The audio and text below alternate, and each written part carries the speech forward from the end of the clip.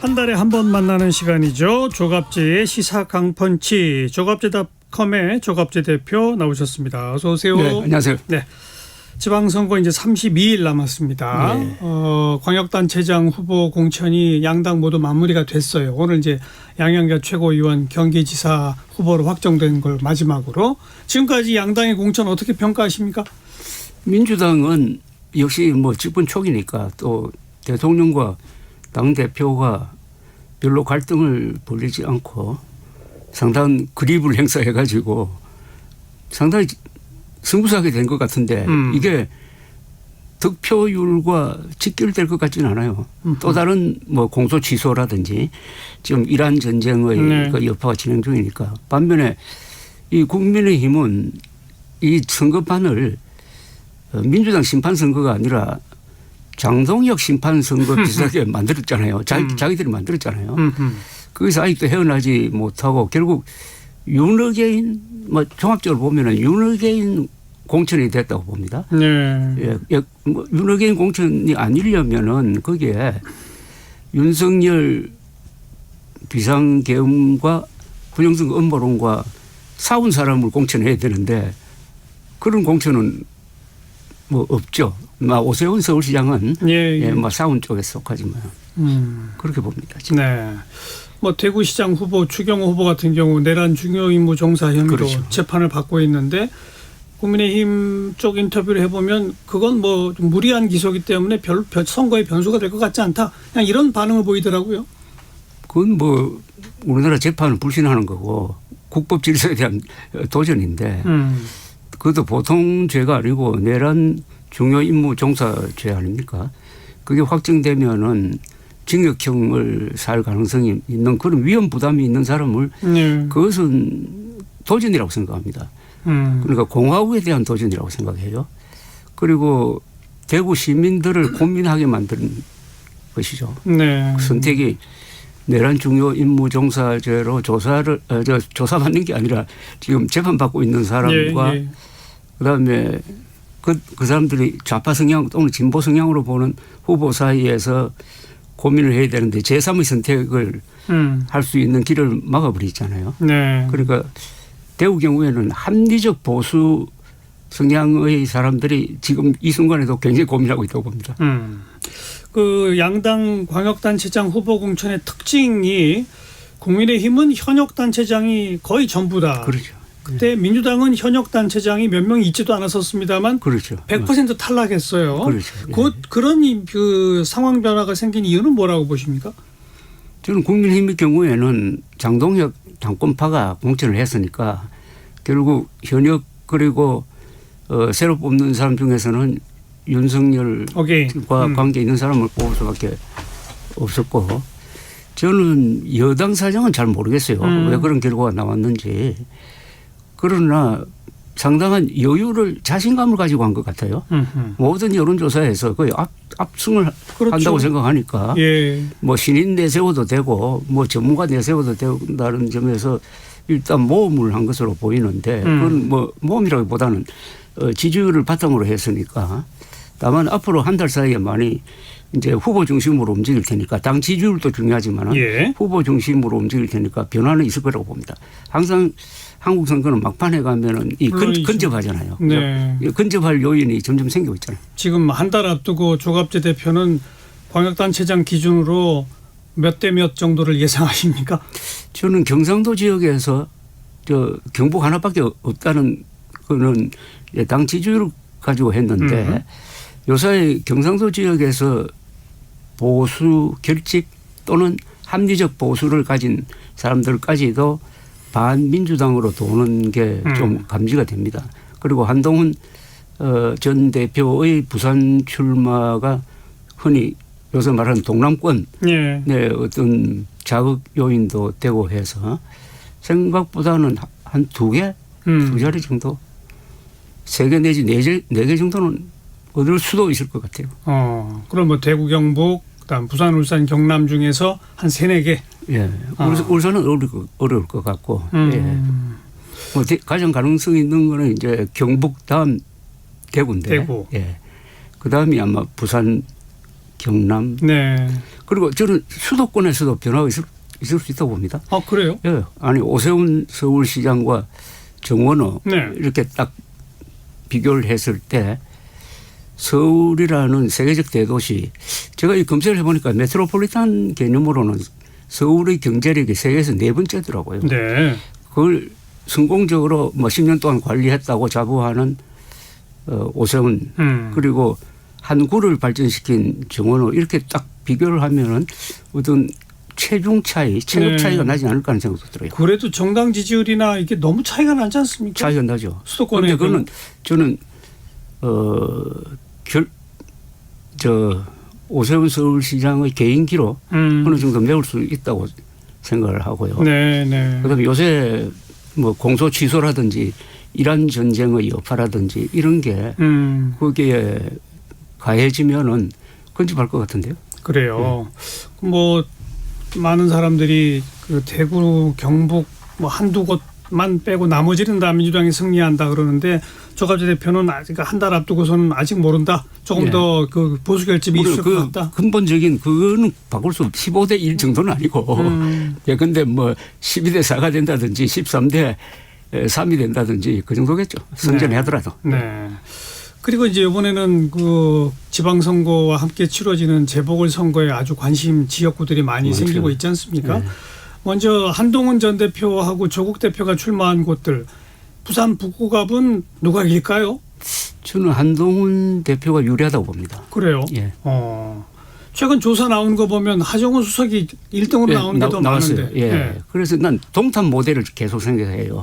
이준석 대표가 됐고 그때 출발했을 때 이준석 20% 민주당 후보가 한 50% 됐는데 그보다는 훨씬 더 지금 근접해서 출발을 했고 네. 문제는 프레임 전쟁인데 한동훈 전 대표는 자신은 하정우 수석 뒤에 있는 이재명 대통령과 또 국민의힘 후보 뒤에 있는 장동혁 예, 예.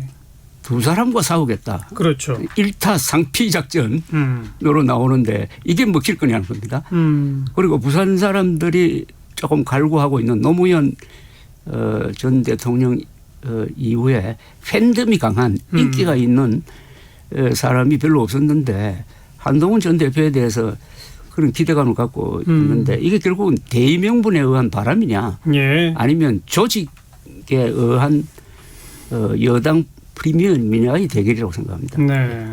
거기 국민의힘 후보 아직 확정은 안 됐습니다만 한동훈 전 대표랑 막판 단일화 가능성이 있다고 보세요? 없다고 보세요? 그건 자연스럽게 단일화되는 그러니까 주민들에 의한 단일화. 그건 이제 사표 방지인데 그것밖에 기대할 게 없죠. 그래요? 사표 방지. 예. 네. 후보 간의 단일화는 국민의힘 쪽에서 절대 고려하지 않을 것이다. 예. 그래서 알겠고요. 그러면 조국 대표가 출마한 평택을 같은 경우는 어떻게 전망하십니까? 그건 지금 세 사람이 비슷하게 나오던데요. 저는 뭐 지명도가 중요하지 않을까요? 그럼 조국 대표네요. 예, 유리하다고 생각하는데 다만 거기 하나 유의동 전 의원 후보가 황교안 후보와의 관계를 어떻게 설정하느냐가 좀 변수가 될 것 같아요. 황교안 씨는 아시다시피 저 부정선거 업무론자거든요. 예. 업무론자인데 일단 지지율은 꽤 나오는데 그렇다고 손잡았을 경우에 그 내란 세력을 몰린다든지 하는 그런 부담, 뭐 그런 변수가 있다고 봅니다. 네. 지금 정청래 대표는 뭐 전국을 완전히 정말 누비고 있습니다. 그런데 장동혁 대표는 지방에 가긴 가는데 뭐 주민들 앞에 직접 현장에 나서지는 않고 그냥 개소식에만 참석하고 이런 행보를 보이고 있잖아요. 그 차이는 어떻게 보세요? 저는 눈에 안 보이는 게 도와주는 거라고 생각해요. 거의 모든 지역에서 부담이 될 겁니다. 대구에 가면은 무슨 이른바 강경 보수까지 동원할 수 있다고 생각하는데 그만큼 또 역작용도 나죠. 그러니까 이런 합리적 보수 세력은 이런 고민을 갖고 있잖아요. 국민의힘 후보를 찍어주면은 장동혁 체제를 연장시킨다. 그렇죠. 예. 그게 현실화 되잖아요. 장동혁 대표가 나타나면은. 다만 요새 이제 김문수 전 후보가 여러 지역에서 지금 공동선대위원장 하고 있어요. 명예선대위원장으로 하는데 저는 그 지역에는 경상도 지역에는 김문수 후보의 영향력이 장동혁 대표보다는 훨씬 높다고 생각합니다. 그럼 앞으로도 선거 기간 동안 장동혁 대표의 역할은 제한될 수밖에 없을 것 같은데 선거 끝나고 장동혁 대표 계속 대표직 유지할 수 있을까요? 본인은 그런 꿈을 꾸고 있는데 그게 한국 정치판에서 통하겠습니까? 그건 너무나 역주행인데 뭐 본인은 그렇게 생각하는 것 같아요. 네. 그리고 또 다음 당장 2028년 국회의원 선거를 향해서 뛰어야 될 그 국회의원들의 생각이 얼마나 복잡해지겠습니까? 예. 뭐 그래서 남아도 뭐 당권을 계속 유지한다고 하더라도 1년짜리 아닙니까? 그죠? 2년인 거니까. 장동혁 대표 뭐 측근인 장해찬 전 여의도연구소 부원장 같은 경우는 지방선거 끝나고 나면 이 장동혁 대표 거취 문제는 전당원 투표 같은 걸 거쳐야 할 것이다 이런 표현을 썼거든요. 네, 그렇죠. 전당원 투표에 지금 그 국민의힘 당원들이 상당히 강성 그 성향의 당원들이 많은데 맞아요. 예. 그 전당원 투표하면 또 장동혁 대표 되는 거 아닌가요? 그것도 좀 달라지지 않을까요? 예, 근데 선거 결과가 나오고 나면 작년 6월 3일 직후에 있었던 여론조사를 참고를 한다면은 지금 국힘 지지자의 한 60%가 부정선거 음모론자예요. 그리고 이 사람들이 작년 전당대회에서 김문수 후보가 선거 결과에 승복했다고 별명을 김승복이라고 욕을 하면서 그 지지층이 장동혁 지지로 돌았거든요. 그런데 지금은 그 정도는 아닐 거라고 생각해요. 이번에 충북 그 경선에서 윤어게인이라고 볼 수 있는 윤갑근 변호사가 졌죠. 예, 예, 김용환 현 지사한테. 물론 김용환 지사는 현직 프리미엄도 있지만 또 그 사법 리스크도 있었다고. 난 그걸 아주 열심히 봤어요. 당원들이 조금 더 달라지지 않을까. 그리고 선거 결과가 나오면 많이 달라질 거라고 봅니다. 네. 장동혁 대표 체제 유지되기 어렵다. 그러면 이제 국민의힘 차기 지도부는 어떻게 돼가는 겁니까? 만약 한동훈 전 대표가 당선돼서 그러면 복당해가지고 지도부에 들어갈 수 있을까요? 그런 움직임도 있겠죠. 그런데 아니면은 새로 뭐 해체 모여하는 방법이 있는데 그만한 힘 또는 자금력 또는 조직 이거 있는 사람은 아직 안 보이는 것 같아요. 네. 네. 그래서 일단 뭐 굉장히 그 격동기로 들어가지 그렇겠죠. 않습니까? 예. 그걸 통해서 뭐 정리가 되겠죠. 어떤 방향으로. 그러나 네. 뭐 그건 불가피하고 또 바람직하고 하다고 생각합니다. 앞으로 남은 기간 동안 이번 선거의 민심 향배를 가를 중요 변수들로는 뭐가 있다고 생각하십니까? 저는 진행 중인 이재명 대통령 셀프 공소 취소 움직임. 특검법. 이건 굉장히 크다고 생각합니다. 그리고 지금 정동영 장관의 실수 발언들. 이게 너무 심하거든요. 더구나 이란 사태로 해가지고 안보 문제, 북핵 문제에 대한 관심이 집중되고 있는데 그 구성 우라늄 농축 시설 존재 발언이라든지 그게 멈추지 않고 요새는 또 북한을 조선민주주의 인민공화국을 줄여가지고 조선으로 부르자고 하더라고요. 이거는 거의 반헌법적 행위 아닙니까? 반헌법을 지나서 반민족적 행위인데 우리 민족사도 그렇고 우리 헌법도 그렇고 한반도에는 정통성이 있는 합법국가는 하나여야 합니다. 두 개가 있을 수가 없어요. 그러니까 북한을 계속 북한 정권, 북한 당국 이렇게 부르지 않습니까? 예. 그리고 두 개 국가론을 계속 주장하잖아요. 그건 통일 포기하는 거거든요. 아니 통일 포기하는 사람이 왜 통일부 장관으로 앉아 있습니까? 하나하나 좀 보죠. 먼저 그 조작 수사, 조작 기소, 진상 규명 특검법. 예. 이거는 결국은 그 셀프 공소 취소를 위한 법이다라고 딱 보시는 거예요? 딱 그렇게 봅니다. 100%? 예, 100%. 근데 뭐 예를 들어서 지금 이 대법원에서 유죄 취지로 파기환송된 선거법 사건까지도 포함되어 있던데 대법원에서 유죄 취지 파기환송한 것까지도 공소 취소가 되나요? 그거 안 될걸요. 그건 법적으로 안 될 걸로 보는데요. 글쎄요. 그러니까 대법원의 뭐 준 확정 판결인데. 예. 거기까지는 저는 생각을 안 해봤는데 그거는 그런데 일단 느낌은 치외법권지대를 만드는 것 같아요. 대통령을 성역으로 만드는 것 같아요. 그러니까 이 모든 법의 원칙에 위반되는 행위를 하지 않습니까? 예. 세계에 통용되는 게 자기 사건에 자기가 재판장이 될 수 없다는 거 아닙니까? 그리고 이번 국정조사를 통해서 무리하다는 게 사실로서 확인된 것 아닙니까? 국정조사에서 거기서 어느 부분이 이게 불법 수사가 있었는지를 보여주지 못했잖아요. 명확하게 보여주지 못했다. 오히려 팩트로서는 확인된 것 아닙니까? 그러니까 방북 비용으로 그 조폭 출신 기업인이 대납했다 하는 게 확인된 건데 그래도 그게 아니고 더구나 정성호 법무장관까지 나와가지고 이게 공소 취소할 만한 사안이 있는 것처럼 하면서 특검으로 이 공을 넘겼는데 네. 저는 특히 법무장관의 그 글을 보고 야, 이 정권 바뀌면은 어떻게 감당하려고 이런 글을 남기는지 하는 그런 좀 소름이 끼치더라고요. 네. 아니 법률가가 이렇게 무리를 할 수 있는지. 그때 뭐 이재명 대통령과 이재명 대통령 변호한 의원들이 지금 주도를 하는 이번 법안인데 그런 분들은 진짜로 이거는 혐의가 없는데 검찰이 억지로 만들었다라고 정말로 믿고 있는 것처럼 보이세요? 어떠세요? 믿고 싶어 하는 거지. 믿고 싶어 한다. 믿게 하겠습니까? 이게 팩트인데 사실인데 그 두 가지가 분명하잖아요. 수백만 달러가 북한으로 갔고 예. 그게 또 하필 대남국장 전문가고 천안함 폭침 지령자 쪽으로 넘어갔다는 사실 그거는 분명하잖아요. 그 돈이 갔다는 거 분명하잖아요. 막 그것까지 일단 부인합니다. 아니, 민주당 일각에서는 돈이 저는 이거 좀 위험성이 있는데 한 푼도 가지 않았다라고 주장하는 의원도 있어요. 예, 그건 준 사람이 줬다고 그러는 걸 믿어야지. 그런데 이거는요, 저는 남북 관계에서 북한한테 약점을 쥐어주는 거라고 생각합니다.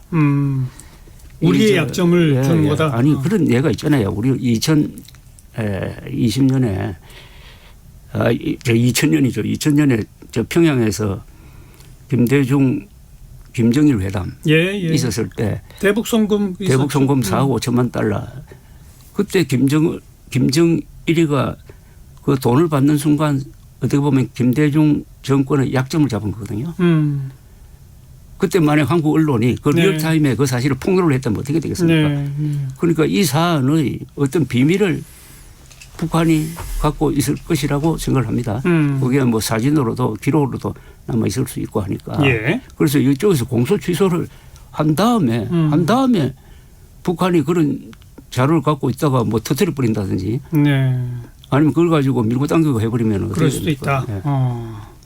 그런데 지금 이렇게 추진되는 거는 진짜 이재명 대통령의 뜻이라고 보세요? 아니면 그냥 충성파들의 행동이라고 보세요? 사실은 이럴 필요가 없었는데 그 밑에서 이렇게 하니까 또 자신이 가장 약점 아닙니까? 그 약점을 한꺼번에 욕을 먹더라도 이 기회에 풀어버린다 하는 데 대해서는 적극적으로 말릴 수가 없었다고 생각합니다.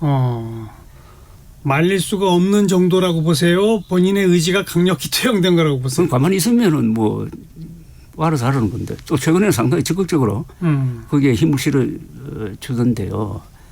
이게 참 좀 불행한 일이 자꾸 생긴 것 같고 이게 자꾸 커질 것 같고요. 네. 그렇게 생각합니다. 네. 뭐 대통령이 되는 순간 일단 재판은 다 중지됐고 성공한 대통령으로 퇴임하고 나면 재판을 하더라도 이런저런 그렇죠. 정황상 아마 중죄까지 선고되지는 않을 것이다. 않죠. 뭐 이제 이런 예측들을 했는데 그렇죠. 그러나 이재명 대통령 본인이나 그 측근들에서는 지금 국민 지도가 높을 때 욕먹더라도 이건 해치우고 깔끔히 정리하고 가야 돼라는 여론이 더 센가 봐요. 그렇죠. 그런데 보게 이번 선거에 어떻게 반영되는지가 글쎄요. 하나의 쟁점입니다. 특히 거기에 민감한 사람들이 보수 성향이에요. 합리적 보수. 예. 이 합리적 보수는 장동혁을 가장 미워하는 층이에요. 또 이분들은 또 이재명 대통령의 중도 실용적인 정책에 대해서는 또 지지를 보내는 층입니다. 그렇죠. 요 층의 지지를 잃을 수가 있어요. 그게 굉장히 아까운 거죠. 네.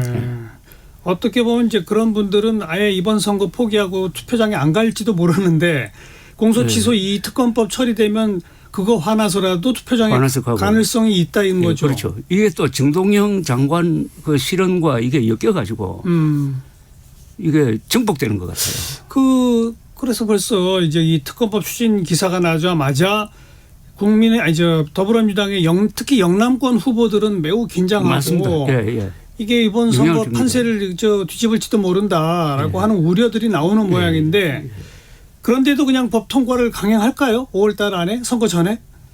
지금 태소론을 하겠다는 것 같은데요. 이 관성이 있어가지고 하지 않을까요? 허허.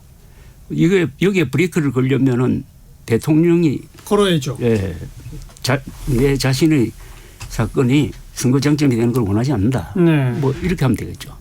그런데 아직까지는 청와대 반응은 일단 무반응입니다. 이건 의회에서 논의할 사안이다. 예. 그리고 그런데 이게 이 여론의 변화가 감지될 시점이 언제나 확실하게 느낄 때가 있을 줄 몰라요. 요새 보니까 대구에서 김부겸, 추경호 두 사람의 이 지지율이 상당히 좁혀지더라고요. 우리 추경호가 앞서는 결과도 있더라고요. 그거는 이것하고 영향이 있어요. 네. 그럼 뭐 한 일주일 상관에 여당 정부 청와대의 생각이 좀 바뀔 수도 있다.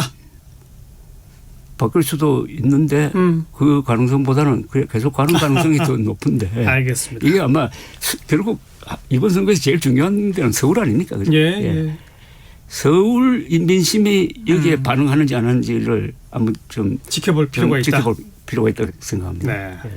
자, 두 번째 쟁점이 아까 이제 정동영 장관의 뭐 일련의 그 상황 인식 또 발언들 뭐 이걸 이제 쭉 정리하신 건데 말씀하신 것처럼 통일부 장관이 두 개의 국가를 인정해버리면 통일을 포기한 것이고 뭐 이런 표현 쓰셨는데 막상 이제 통일부 장관은 북한 정권을 직접 상대해야 되는 위치 아닙니까? 그렇죠. 근데 아무튼 북한 정권이 지금 김정은 정부는 완전히 한국을 가장 적대적인 그 국가로 규정해버리고 헌법까지 그렇죠. 바꾸고 그러고 있는 마당에 우리만 계속 우리는 하나다 나만 북한이다라고 해서는 뭐 일단 만남 자체가 성사가 안 될 것 같으니까 어찌 보면 고육지책으로 정동영 장관은 북한 측의 주장에 일단은 좀 호응하는 태세를 보인다라고 해석할 수는 없을까요? 예, 그런 문제는 전술적 변화로 하면 됩니다. 네. 그런데 이게 저쪽을 조선민주주의 인민공화국으로 불러주는 것은 이건 전략적 변화고 헌법 개정을 해야 될 필요가 있는 거 아닐까. 전술적 변화에 충분히 할 수가 있죠. 유연성을 가져야 되죠. 예. 그걸 지금 논하자는 건 아니고 지금 문제는 말이죠. 이란 전쟁을 계기로 우크라이나 전쟁과 이란 전쟁을 계기로 해가지고 북한의 입장이 굉장히 강화가 됐습니다. 즉 러시아와는 거의 군사 동맹 관계고 그렇죠. 중국이 러시아하고 워낙 밀착하니까 이제는 견제를 포기하고 중국, 러시아, 북한이 원팀으로 움직여요. 예. 그런데 우리나라는 지금 트럼프 대통령의 폭주, 이재명 정부의 일부 친북성 이런 게 돼가지고 한미일로 대결을 해야 되는 것 아닙니까? 저쪽은 핵무장한 국가 3개, 여기는 한국, 일본, 미국이 따로따로 노는데 지금 전문가들 사이에 아주 어서서한 시나리오가 막 나오는데 북한이 완전한 핵 거의 이스라엘 수준으로 가는 그 길을 가고 핵카드를 쓸 거라는 거 아닙니까? 그러니까 서해상에서 도발하면 우리가 대응을 해야 될 거 아닙니까? 예. 한국이 딱 대응하려고 할 때 김정은이가 핵카드를 들고 나온다 이겁니다. 하면은 우리가 뭐 핵무기를 쓸 것을 검토하고 있다든지 이렇게 딱 나왔을 때 이재명 정부가 보복하겠습니까? 보복할 수 있느냐 이거예요. 보복하면은 예. 그건 핵 전쟁 위기로 가는 거예요. 보복하지 않으면은 그때부터 완전히 기가 꺾여가지고 북한 정권에 종속되는 거예요.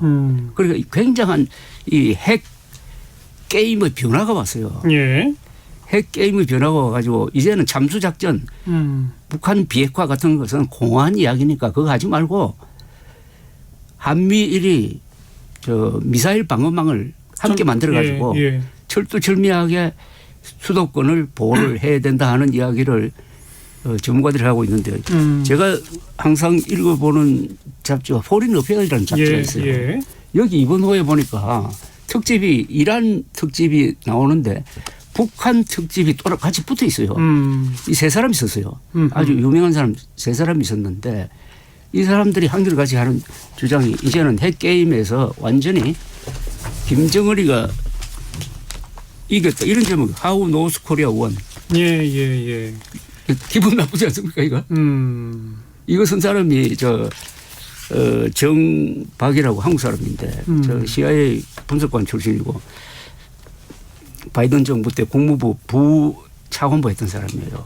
이걸 읽어보니까 제가 진짜 잠이 안 옵니다. 네. 그런데 이런 이슈는 왜 지방선거에 아무도 안 다루죠? 글쎄요. 이게 표가 안 된다고 생각합니까? 저는 그러니까 지금 그 공소 취소 특검법하고 지금 정동영 장관의 어떤 그 행보나 이런 것도 둘 다가 우리 조갑재 대표님이 항상 대변하고 계신 합리적 보수층 예. 그 사람들을 결집시켜서 민주당 있습니다. 심판으로 가게 만든다. 예, 이렇게 보시는 거네요. 저는 그렇게 봅니다. 그럼 두 쟁점 다 민주당한테는 크나큰 악재네요. 굉장히 불리합니다. 그죠? 예.